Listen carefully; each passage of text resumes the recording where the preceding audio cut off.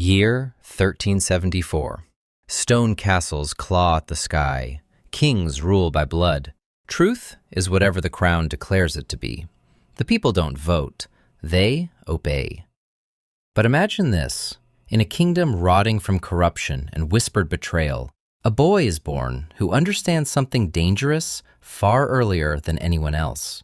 Power isn't taken by force alone. It's taken by belief. What if Donald Trump was born in the medieval ages?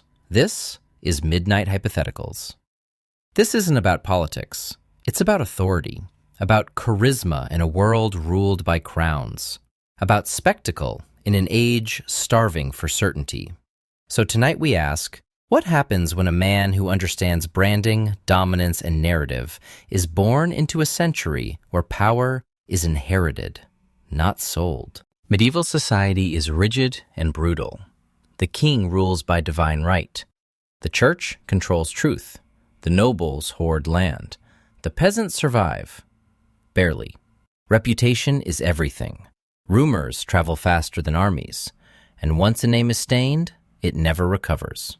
In this world, strength matters, but perception matters more.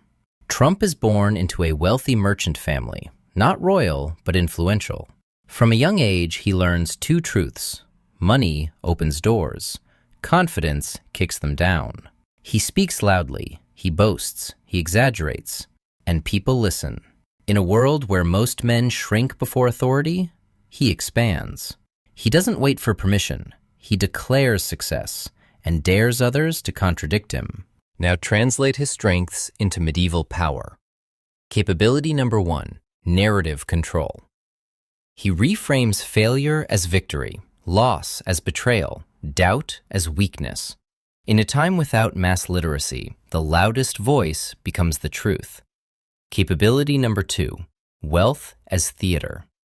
He builds towering estates, decorates halls with gold, hosts extravagant feasts, not for comfort, but to project inevitability.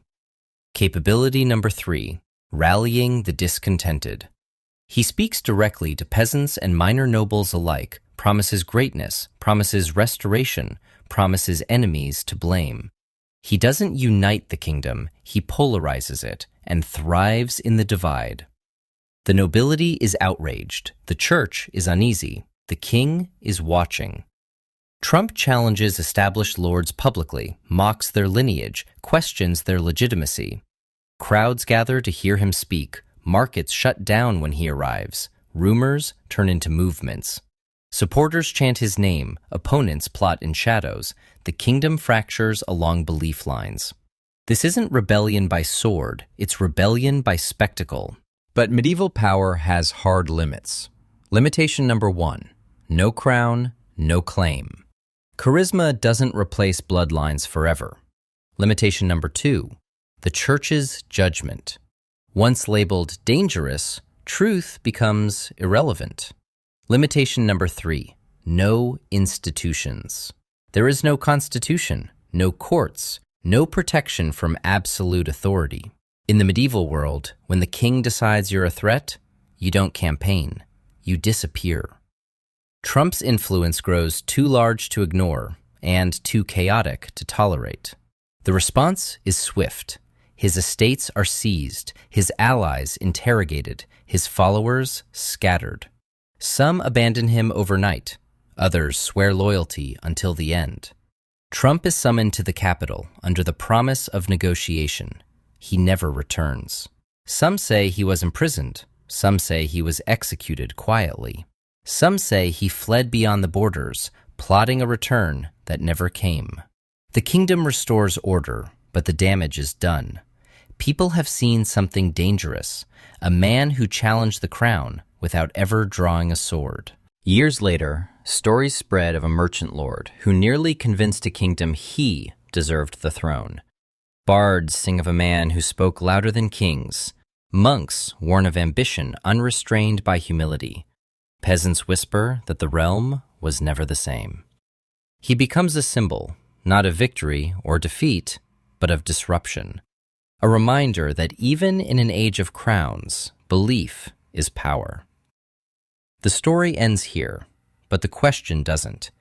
If Donald Trump was born in the medieval ages, would he have taken the throne or forced the kingdom to destroy him?